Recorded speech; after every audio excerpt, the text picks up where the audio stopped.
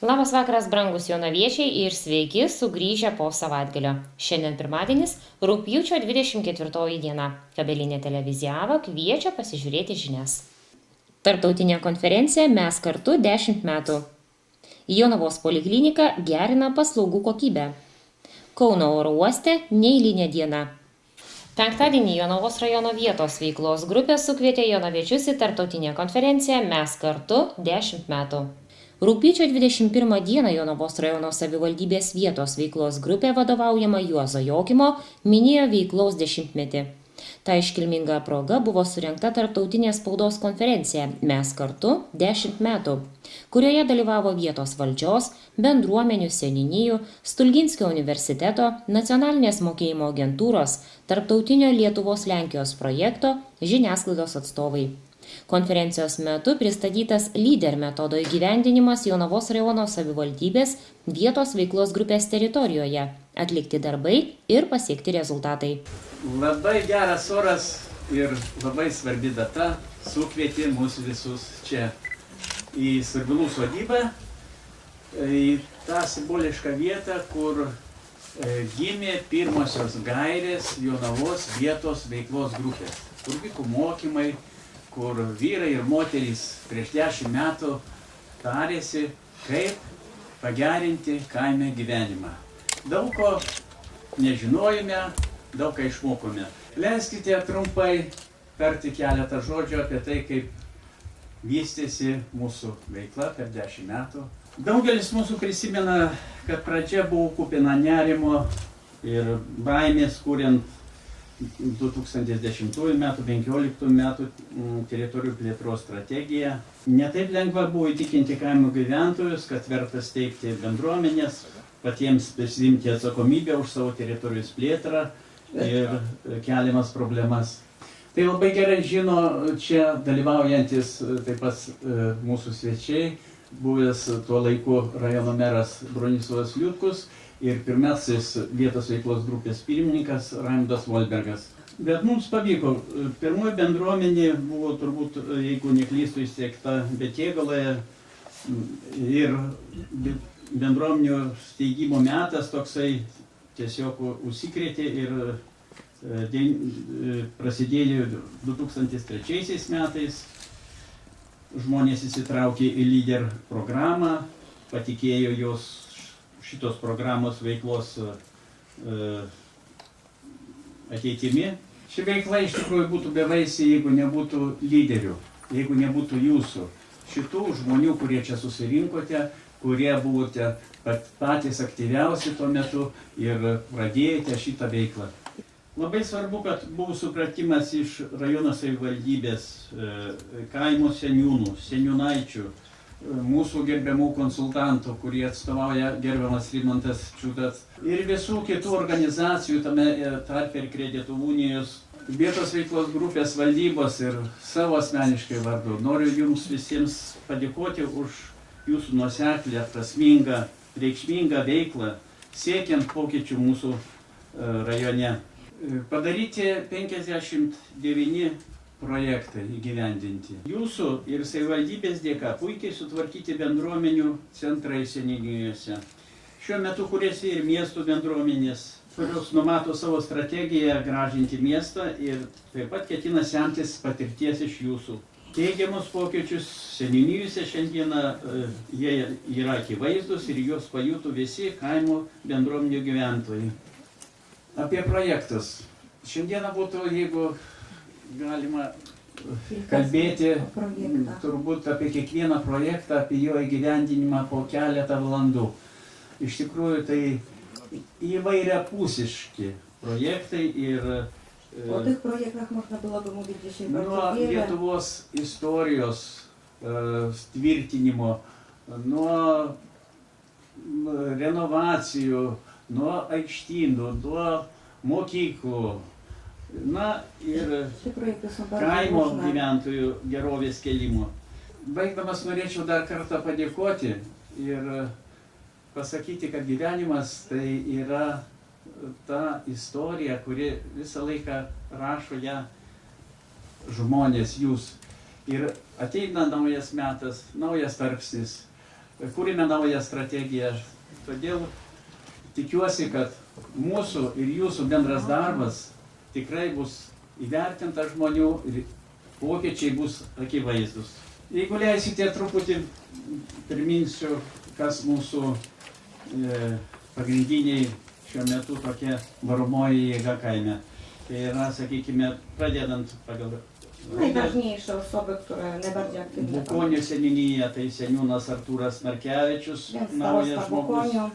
Bendruomenės pirmininkė Dalia Utukienė, Pasriaučių įmonių Gaižiūnų pirmininkas Petras Višniauskas, Liepių bendruomenės pirmininkė Neringa Kaikarienė, Dumšių seniūnija seniūnas Algirdas Vaplonskis, bendruomenės narė Edita Kulvietienė, Kulvos seniūnija tai Ramūnas Gudonavičius, Kulvos bendruomenė Danguolė Griniova, pradėjo būti Betėgalos bendruomenės pirmininkė Jolanta Grabužienė, Rūklos seniūnas Gintautas Jasulionis, Rūklietės prezidentė Dovilė Survilaitė, Venecijos bendruomenė prezidentas Linas Remeikis, Rūklos bendruomenė Vladimiras Kornijevskis, Šilų seniūnija, seniūnė Irena Kuršatienė, Šilų bendruomenės pirmininkė Zoja Kravčenko, Panuoterių bendruomenės pirmininkė Audronė Grodienė, Milagainių bendruomenės pirmininkas Alfonsas Pleskys, Upninkų seniūnija, seniūnė Laimutė Leknavičienė, pirmininkas Valerijonas Šemeta, kuris šiandien dalyvauja, Užusalių seniūnija, seniūnė Vijolė Šadauskienė, Turžėnų bendruomenė Romualdas Petkevičius, kuris mus linksmina, Kanienų bendruomenė Egidijus Paulauskas, Žeimių seniūnija, seniūnas Faustas Filipavičius, bendruomenės pirmininkas gerbiamas Bronislavas Liutkus, bendrijos pirmininkė Gintarė Davaldienė. Tai žmonės, kurie darys ir planuoja daryti darbus sekančiam žingsniui, tai yra kitam mūsų periodui. Sveikinimo kalbą tarė ir nacionalinės mokėjimo agentūros kaimo vystymo programų skyriaus vedėjos pareigas laikinai einanti Lina Gaidžiūnaitė. Pirmiausia, tai norėčiau padėkoti už galimybę dalyvauti šiame renginyje, kuris simbolizuoja tam tikrų didelių darbų pabaigą ir naujų didesnių iššūkių pradžią. Ir agentūra norėtų padėkoti Jonavos vietos veiklos grupiai, kuri kaip ir visos kitos vietos veiklos grupės, turbūt bene atlieka sunkiausią darbą. Visos vietos veiklos grupės jos tarsi yra kaip tarpininkai tarp jūsų ir tarp visų tų kontroliuojančių institucijų. Ir patikėkit, tikrai darbas nėra lengvas. Todėl man yra didelė garbė agentūros vardu įteikti padėką Jonavos rajono vietos veiklos grupiai už reikšmingą indėlį į vietos iniciatyvų ir partnerysčių, įtraukiant kaimo bendruomenės, vietos valdžios ir verslo atstovų skatinimą, sėkmingą veiklą įgyvendinant Jonavos rajono integruotą vietos plėtros strategiją ir už bendradarbiavimą su nacionalinė mokėjimo agentūra. O jums visiems ačiū už tai, kad esate lyderio dalis.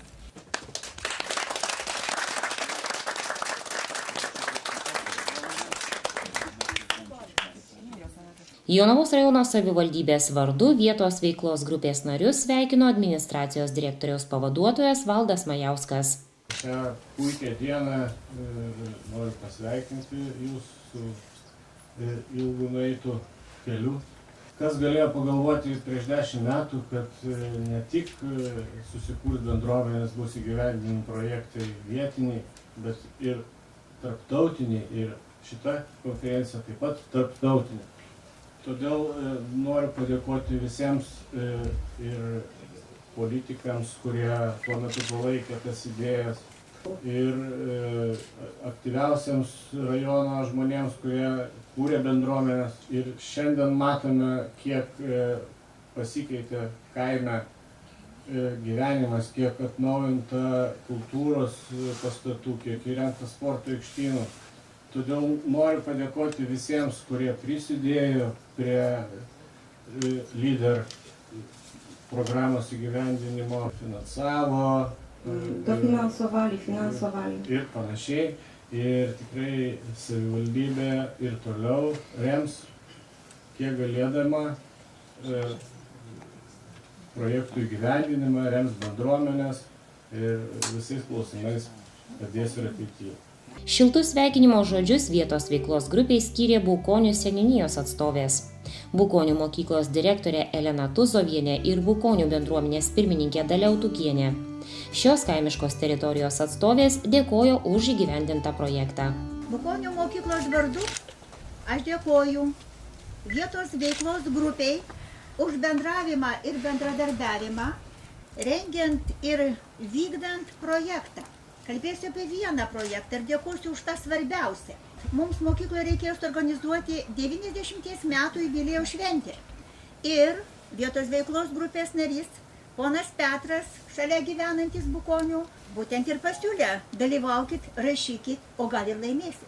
Dėkoju nuoširdžiai vietos veiklos grupės žmonėms už tą pagalbą ir paramą mums kaimiečiams ir toliau linkiu, kad jį išliktų veikli, energinga ir visada galvotų tik tai apie kaimą ir ten gyvenančius žmonės. Ačiū labai. Najlepsze życzenia, bo dla grupy.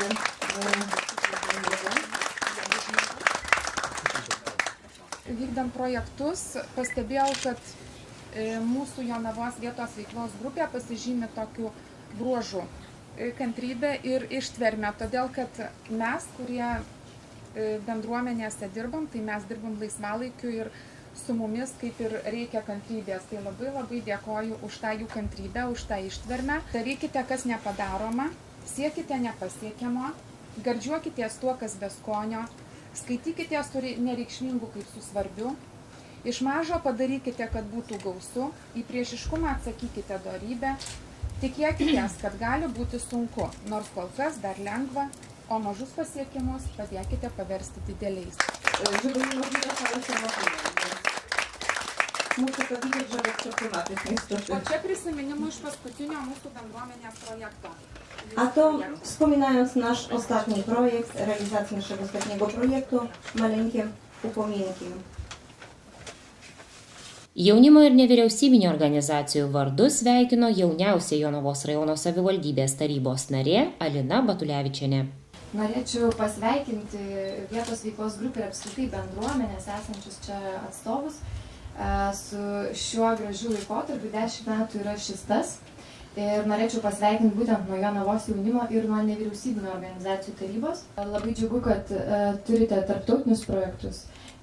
Mes su jaunimu esame daug labai įgyvendinę ir žinom, kaip tai yra nepaprasta rasti sąlyčio taškų su tarptautiniais partneriais. Žinome, kad turite tokį dalyką kaip autobusiukas, tai susisiekimas galbūt su partneriais.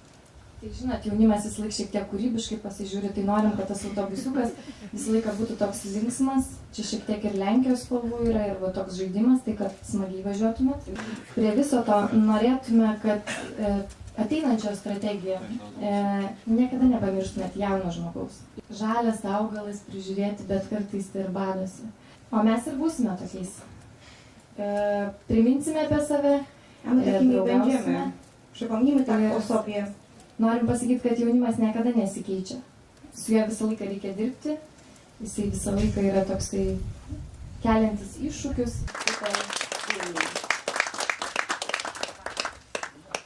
Tarptautinėje konferencijoje Mes kartu 10 metų dalyvavo ir pagrindinis vietos veiklos grupės konsultantas lyder programos klausimais Aleksandro Stulginskio universiteto kaimo regioninės plėtros centro vadovas Rimantas Čiūtas.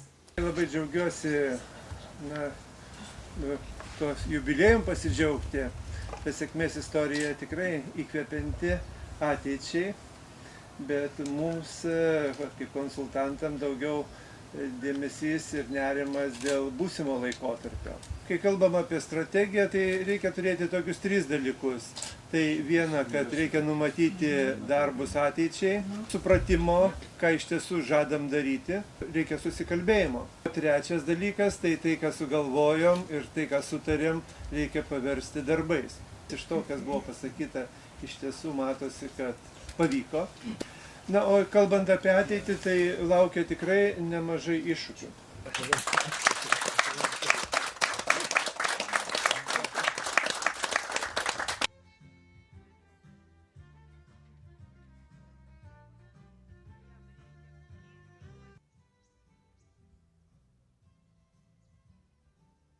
būnant čia ir dalyvaujant toj gražioj šventėj, labai buvo džiugu, kada įvardijo visus nuveiktus darbus. Vis dėlto per 10 metų atlikta įvykdyta virš 50 projektų, tai yra tikrai, kaip rajonų, tai yra daug. Ir buvo paliestos įvairios amžiaus grupės, buvo paliestos aktualiausios problemos kaimo vietovėse. Ir įvertinant tai, kad tikrai projektą paruošti nėra paprasta, ir tai ne tik kantrybės kainuoja, jėgų ir laiko, tai tikrai labai džiugu, kad ta komanda, kuri dabar dirba vietos veiklos grupėje, jinai yra stipri ir gali dirbti ir toliau. Svarbiausia, tai man kas buvo, tai labai buvo džiugu, kad kada buvo vardėjami darbai į dalį projektų ir mes galėjome įdėti savo indėlį. Ir norėčiau paantrinti, kaip ir kalbėjo ponas Juozas, kad pirmo susitikimo metu tikrai čia susirinkę, kaip ir dabar atsimenu šitoje sodyboje, daugelis neįsivaizdavome, kaip tai darysime. O dabar tikrai patirtis yra. O teraz już doświadczenie jest. Ir aš manau, kad mūsų bendradarbiavimas ir toliau tęsis. O šio gražaus 10-mečio proga norėčiau kolektyvui teikti tą gėlytę. Chcę ten właśnie piękny kwiat przekazać dla całego zespołu. I flagui, pirmiausia. Przede wszystkim prezydentowi. Lenkijos vietos veiklos grupės Zeliono Siolo viceprezidentas Grzegorz Nadratovski vietos veiklos grupiai atvežė grupės Zeliono Siolo prezidentės Adrianos Rukat sveikinimo raštą. To dla nas ogromny zaszczyt, że mogliśmy przyjść z Jonawy. Didelė garbė mums atvykti čia pas Jonavos vietos veiklos grupę. Ir norime Jūs pasveikinti su tokia apvalia data, su 10-ojo jubiliejaus. Z jonawską grupą znamy się już od dłuższego czasu. Su Jūsų grupė mes jau pažįstami kažkurį laiką. Ponieważ realizowaliśmy Ir todėl, kad kartu su Jumis įgyvendinome tarptautinį bendradarbiavimo projektą. I on był właśnie realizowany przez dwie grupy z Polski, Zielone Sioło i Ciuchcie Kraśnickie. Ta projektą įgyvendino dvi grupės iš Lenkijos, tai Zielone Sioło ir Ciuchcie Kraśnickie. Tai mums labai svarbi patirtis ir mes esame labai patenkinti, kaip atrodė mūsų bendradarbiavimas. Ir tikiuosi, kad mūsų bendradarbiavimas toliau irgi klostysis puikiai. Ir nuo visos Zielone Siolo valdybos noriu šitą padėką perskaityti Jums, o po to perduoti pirmininkui Juozui Jakimui. Mūsų VPG grupės pirmininkė Adriana turėjo patyčia atvykti ir tai perskaityti, dėl šeimyninių reikalų negalėjo atvykti ir paprašė mane būtent tai padaryti. Jonavos rajono savivaldybės vietos veiklos grupės pirmininkė Juozui Jakimui. Jonavos rajono savivaldybės vietos veiklos grupės 10-ojo jubiliejaus proga leiskite Jums ir visiems grupės bei valdybos nariams perduoti nuoširdžiausius linkėjimus. Tikiuosi, kad įgyta patirtis ir nauji kontaktai paskatins mūsų vietos veiklos grupę rajono visuomeninį ekonominį potencialą gyvendinant naujus kūrybingus projektus. Su pagarba Adriana Rukat. Pačioj garbingiausiai vietoj.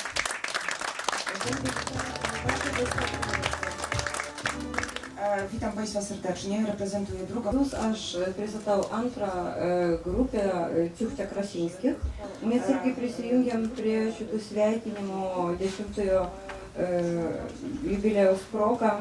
Ir turiu Jums pasakyti, kad pirmas mūsų vizitas Lietuvoje, Jonavos rajone, buvo būtent čia, šitoje sodyboje. Turiu tokią asmeninį viltį, kad kada nors mes bendrai švęsime Lenkijos Lietuvos bendradarbiavimo 10-metį ir irgi galėsim čia susitikti. Šito bendradarbiavimo dėka mums pavyko įkurti Lenkijos Lietuvos bendradarbiavimo organizaciją. Tarp mūsų yra nemažas atstumas tarp mūsų regionų. Šiuolaikinių technologijų dėka mums tai pavyko. Yra taip pat viltis ir toks šansas, kad tas bendradarbiavimas vystysis toliau. Ir čia vienas iš ponų priminė, kad jau yra paskutinėme naujos strategijos kūrimo etape. Mes Lenkijoje irgi dabar esame tame etape, kai yra ruošiamos paraiškos. Įtikimės, kad kaip mūsų strategijoje, taip ir jūsų vis dėlto atsiras kažkokie tai įrašai, tas rytis bendra, kur bendradarbiausime. I dziękuję za wszystko. Wiemy, że mamy na Litwie przyjaciół. Ir ačiū labai, dabar žinau, kad mes Lietuvoje turime draugus. Dziękuję bardzo. Dziękuję bardzo. Ačiū labai.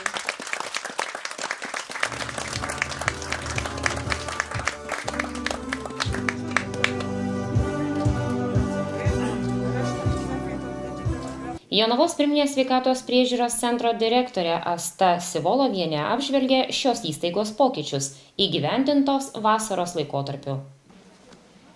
Kaip žinia, pradedant naujus mokslo metus, mokiniai į mokyklas turi pristatyti sveikatos pažymas. Sveikatą pasitikrinti privalu iki rugsėjo 15 dienos.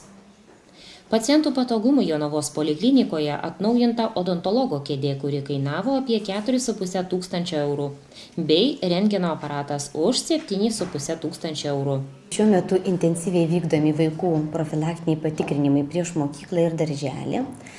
Tačiau pastebim, kad padaugėjo tėvų, kurie tikrai birželio mėnesio pradžioje jau kreipėsi dėl profilaktinių patikrinimų ir patikrino vaikučiams sveikatą. Šiai dienai yra patikrinta maždaug apie 75% visų vaikų. Tačiau aišku, paskutiniam dienom šitas antplūdis ir skaičius būna pats ženkliausias. Taigi noriu priminti, kad prieš mokyklą reikia kreiptis ir pas šeimos gydytoją, ir pas gydytoją odontologą, kur yra įvertinama ir dantukų būklė, ir jeigu reikia, dantis padengiami silantais prieš kariesą. Tam, kad greičiau vyktų tie profilaktiniai patikrinimai odontologijos skyriuje, vasaros laikotarpį organizuojam darbą taip, kad dėl profilaktinių patikrinimų vaikučiai būtų priimti tą pačią dieną. Tam yra skirtas atskiras odontologijos kabinetas, kur yra priiminėjami profilaktiniais patikrinimais besikreipiantys vaikai. Profilaktinius sveikatos patikrinimus rekomenduojama atlikti ne tik vaikams. Yra siūloma nemažai nemokamų profilaktinių programų suaugusiems ir vyresnio amžiaus žmonėms. Taip pat šiais metais mes atnaujinome šiek tiek odontologijos skyriaus įrangą. Iš įstaigos lėšų įsigijome odontologinę kėdę su pilna įranga, pilna darbo vieta, bei atnaujiname dantų rentgeno diagnostikos aparatą. Šiuo metu nuotraukos yra atliekamos skaitmeniniu būdu. Darbuotojams paprasčiau, nes nereikia ryškinti nuotraukų, pacientam nereikia laukti, jos iš karto patenka į kompiuterį, gydytojų į kabinetą, kur gydytojas gali pasižiūrėti, pasididinti į tam tikras vietas, jeigu reikia, ir jas archyvuoti ir saugoti daug patogiau. Džiugu pranešti, kad Jonavos pirminės sveikatos priežiūros centras sėkmingai sudalyvavo bandomuosiuose akreditavimuose. Taip pat noriu priminti, kad kaip žinia, Lietuvoje yra vykdomos profilaktinės programos suaugusiems. Tai yra dėl vėžio, krūties vėžio, gimdos kaklelio vėžio, prostatos bei storosios žarnos vėžio, bei širdies ir kraujagyslių ligų profilaktikos programa.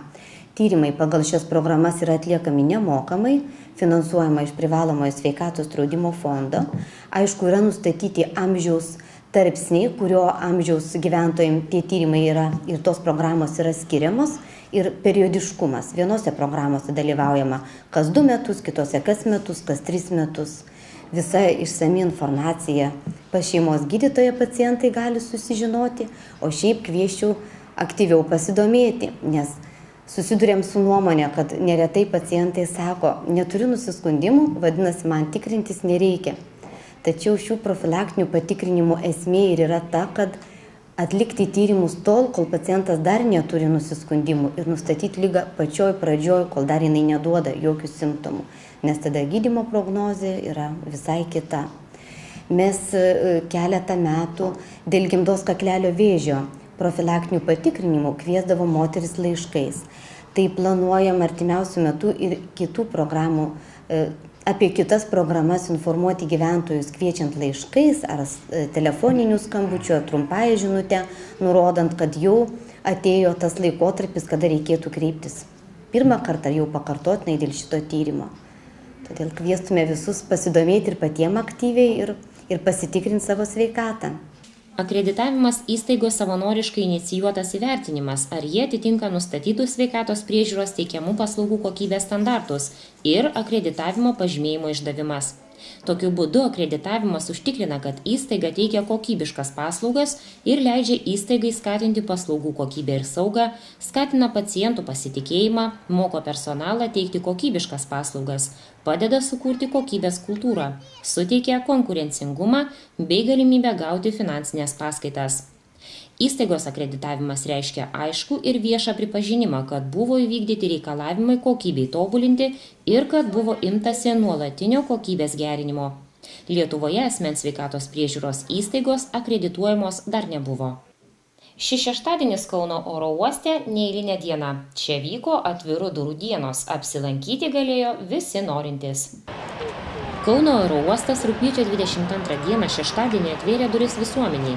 Visi norintys galėjo ne tik pasivaikščioti po aerodromą ir pasiklausyti lėktuvų ūžesio, bet ir pirmą kartą Kaune iš arti pamatyti Italijos oro pajėgų naikintuvą Eurofighter Typhoon, šiuo metu Lietuvoje atliekantį NATO oro policijos misiją. Savo orlaivius taip pat demonstravo Lietuvos kariuomenės karinės oro pajėgos bei kompanija Avia Baltica. Šeštadienį Kauno oro uoste taip pat buvo galima aplankyti orlaivių autoservisą FL Technics angarą. 4 aukštų namo dydžio angare prižiūrimi ir remontuojami įvairių oro kompanijų lėktuvai. Ekskursijoje autobusu oro uosto kilimo ir tūpimo takų darbuotojai pasakojo apie Kaune vykdomą projektą Eurohub Can ir pademonstravo kilimo ir tūpimo tako šviesų signalinės sistemos žiburius. Kauno oro uostas sparčiai keičiasi. Pavasarį pristatė jo ateities viziją ir naują projektą Eurohub Can, kuris pakoreguos tiek oro uosto vaizdą, tiek jo veiklą. Svarbu, kad kauniečiai šios pokyčius galėtų stebėti ne tik per teritoriją juosiančią tvorą, bet ir iš arti. Kaip sakė Lietuvos oro uosto komunikacijos ir rinkodaros skyriaus vadovė Indrė Baltrušaitienė, kviečiame užsukti į svečius, pasivažinėti ilgesniu nei 3 km ilgio kilimo ir tūpimo taku, apžiūrėti mūsų svečių orlaivius ir susipažinti su oro uosto galimybėmis priimti įvairiausius lėktuvus. NATO oro policijos misija Baltijos šalyse naikintuvas Eurofighter Typhoon šiuo metu vykdo Italijos karinių oro pajėgų kariai. Iki šiol tokio tipo orlaiviai Kaune leidosi tik per pratybas ir visuomeniai prieinami nebuvo. Lietuvos kariuomenės karinės oro pajėgos į Kauno oro uostą atskraidino sraigtasparnį Mi-8T ir transporto lėktuvą C-27J Spartan. Oro gynybos ginkluotę pristatė Lietuvos kariuomenės karinių oro pajėgų oro gynybos batalionas, o su karjeros galimybėmis Lietuvos kariuomenėje ir naudojama ginkluotė susipažindino Lietuvos kariuomenės krašto apsaugos savanorių pajėgų Dariaus ir Girėno apygardos antroji rinktinė. Oro uosto veikla renginio metu vyko kaip įprasta. Šeštadienį buvo numatyti 6 oro linijų Rainar skrydžiai. Atvykstančių į Kauno oro uostą buvo prašoma turėti asmens dokumentą, nes norint patekti į renginio zoną, teko praeiti aviacinio saugumo patikrą, kurioje lankytojų laukia siurprizai. Neeiliniu šeštadieniu Kauno oro uoste prasidėjo Karmėlavos miestelio šventė Skrydis Karmėlava 2015, kurios finalinis renginys vyks rugpjūčio 29 dieną. Visą savaitę iki jos oro uoste bus organizuojamos pažintinės ekskursijos. Toliau pasiklausykime, kokius orus mums žada antradieniui sinoptikai. Antradienio naktį bus sausa ir labai šilta, temperatūra svyruos tarp 16–18 laipsnių. Dieną žada būti karšta ir tvanku, oras įkais net iki 25–30 laipsnių. Truputį gaivins vidutinio stiprumo pietryčių pietų vėjas. Antroje dienos pusėje vakarinius rajonus jau turėtų pasiekti atmosferos fronto debesis, tad kur nekur ten gali nulyti trumpi lietūs, nugriaudėti perkūniją. Šiandien jums dėkoju už dėmesį ir tikiuosi jūsų dėmesio sulauksiu rytoj įprastu laiku. Viso geriausio.